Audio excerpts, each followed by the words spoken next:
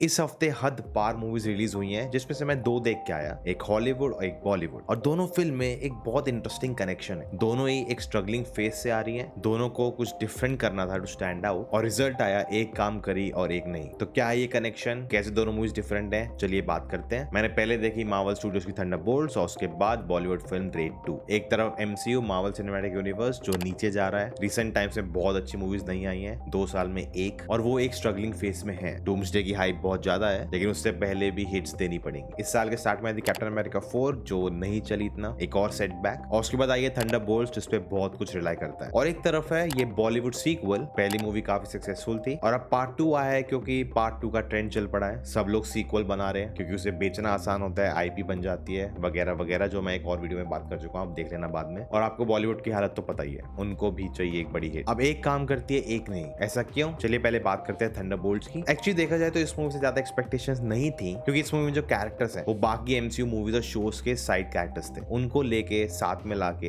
एक मूवी बनाई जा रही है, एक टीम अप मूवी। और जो हाल रहा है मार्वल का, एक्सपेक्टेशंस बहुत ही कम थी, तो ज्यादा प्रेशर नहीं था इस मूवी पे। लेकिन मैं एक्साइटेड था मूवी के लिए क्योंकि जो ट्रेलर्स आए थे वो काफी अच्छे लग रहे थे, एक डिफरेंट स्टाइल दिख रही थी। इस मूवी के अंदर एक सोल है जो पिछली कुछ मूवीज में मिसिंग रही है। वो टिपिकल सुपर हीरो स्टफ नहीं है, एक विलन है, एक साजिश चल रही है, दुनिया खत्म होने वाली है और लास्ट में उनको बचाना है दुनिया को, ऐसा नहीं है। वो पैटर्न्स पक्का है लेकिन उसको एग्जीक्यूट बहुत डिफरेंटली किया गया है। और सरप्राइजिंगली मूवी बहुत इमोशनल है, बहुत डीप जाती है। एक तरीके से मूवी डिप्रेशन के बारे में बात कर रही है, वो उसको पर्सोनिफाई करते हैं। बट ऐसा नहीं कि भाई डिप्रेशन को हराना है तो उसे पीट दो, हो गया, नहीं, हम उसमें भी डीप जाते हैं कि उसे टैकल कैसे करते हैं। दुख, दर्द, पीड़ा, हम सब उससे गुजरते हैं जिससे इन मूवी के कैरेक्टर्स गुजर रहे हैं। और ये एक डीप कनेक्शन क्रिएट करता है कैरेक्टर्स और ऑडियंस के बीच में। ये कैरेक्टर्स हीरो नहीं है, ये कैरेक्टर्स विलन भी नहीं है, ये एक्चुअली फेलियर्स है, ये अनवांटेड है, इनका कोई अस्तित्व नहीं है, कोई पहचान नहीं है, जिंदगी का कोई पर्पस नहीं रहा इनका। और इन सब चीजों से लाइफ में हर कोई गुजरता है। तो ये सब चीजें देखना एक सुपर हीरो मूवी में, ओवर दैट कॉमेडी भी है, सुपर हीरो फिल्म का एक्शन भी है, स्केल भी है, एंड ऑफ कोर्स एक बहुत ही बढ़िया एंसेंबल कास्ट। तो ओवरऑल जो एक्सपीरियंस ये मूवी आपको देती है वो बहुत ही सुपीरियर है। और इसलिए मैंने कहा मूवी में सोल है। इस मूवी के कैरेक्टर से आप रिलेट कर पाओगे, आपको याद रहेंगे उनके बीच का बैंटर, उनका ग्रीफ, और ये बहुत ही डिफरेंट अप्रोच से एक सुपर हीरो मूवी के लिए बहुत रिफ्रेशिंग लगता है, जो मैं बॉलीवुड फिल्म के लिए नहीं कह सकता। चलिए बात करते हैं रेड 2 की। This is somewhat now inspired from real events. वो पहली मूवी भी थी लेकिन इस बार ये स्टोरी इतनी फेक लगती है, इतनी फिक्शनल लगती है, और एक मूवी का जो सोल होता है वो टोटली मिसिंग था। मूवी का पूरा ट्रीटमेंट ही सुपरफिशियल है। जब आप एक कहानी सुना रहे हो उसकी एक सेटिंग होती है, एक दुनिया होती है, वो कहाँ बेस्ड है, वो कैरेक्टर्स कहाँ से आते हैं, उनकी सोच कैसी है, वो किस सिचुएशन में है, उनकी तकलीफें क्या है। बट ये मूवी उन सब में जाती नहीं है, टाइम ही नहीं है, उन्हें परवाह ही नहीं है इन चीजों की। अरे हम बस एक कहानी सुना रहे हैं, मजे ले और चले जाओ। अजय देवगन के कैरेक्टर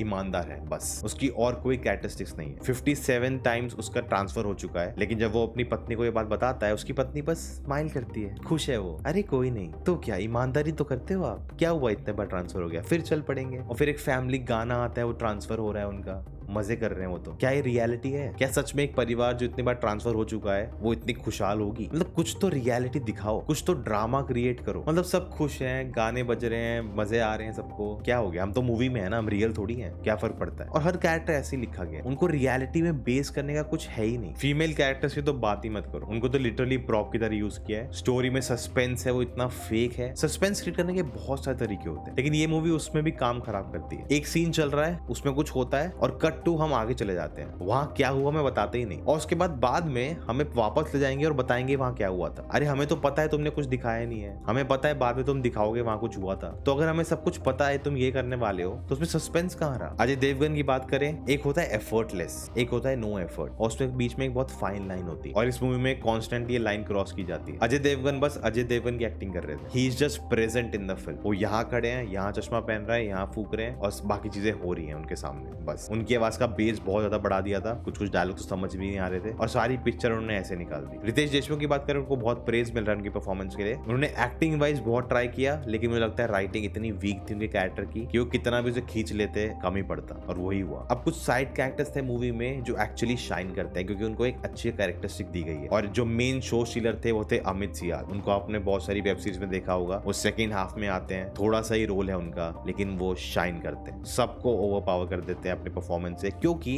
उनका कैरेक्टर लगता है कि वो इस दुनिया से आया है, वो वैसा ही बिहेव कर रहा है, उसकी एक अलग पहचान है, वो कुछ डिफरेंट कर रहा है और वो एनर्जी लाते हैं इस डल मूवी में। अगर आपका स्मॉल साइड कैरेक्टर आउटशाइन कर रहा है आपके मेन लीड को, तो समझ जाओ कुछ तो गड़बड़ थी। मूवी की राइटिंग बहुत ही ओवर स्मार्ट है, वो खुश है थोड़ा सा करने में। वानी कपूर के कैरेक्टर को जस्टिफाई करने के लिए मूवी में 2 गाने डाले गए हैं और वो 2 गाने ही जस्टिफाई नहीं करते इस मूवी में होना। एक आइटम नंबर भी डाल दिया गया है ऊपर से। मतलब ऐसी मूवी में कोई सेंस बनता है आइटम नंबर का? मूवी में बिल्कुल थ्रिल नहीं आता, कोई सीरियसनेस नहीं लगती और इसलिए कभी स्टेक्स फील नहीं होते। एक इनकम टैक्स कमिश्नर सस्पेंड हो गया है, वो एक पॉलिटिशियन, बहुत बड़े पॉलिटिशियन जो सेंटर में है, उसके खिलाफ जा रहा है और सस्पेंड होने के बाद भी वो सब कुछ कर रहा है उसके खिलाफ। मतलब इतना आसान है ना भाई, थोड़ी सी भी रियल जिंदगी देखी है ना, आप ये मूवी की स्टोरी देख के हंस दोगे। और यही सबसे बड़ा डिफरेंस है। एक मूवी थंडरबोल्ट जो अपने टेम्पलेट से, अपने फॉर्मूला से चेंज करती है, कुछ नया करती है, अटेम्प्ट करती है, रिस्क लेती है और वो काम करता है। और एक मूवी जो फॉर्मूला पे भी डिपेंडेंट है, लीस्ट एफर्ट डाल रही है, क्योंकि उसे पता है अरे हम सीक्वल बना रहे हैं, पैसे तो कमा लेंगे बॉक्स ऑफिस पे। पर क्या वो एक राइट पाथ पे जा रहे हैं? नहीं, वो एक स्टेप बैक ही ले रहे हैं। Just like this Bollywood film Kesari 2 काफी डिसअपॉइंटमेंट हुआ था। ऐसा क्यों? वीडियो देख लो, अपने थॉट्स मुझे जरूर कमेंट्स में बताना और मैं बताऊं आपको अगली बार। जय हिंद।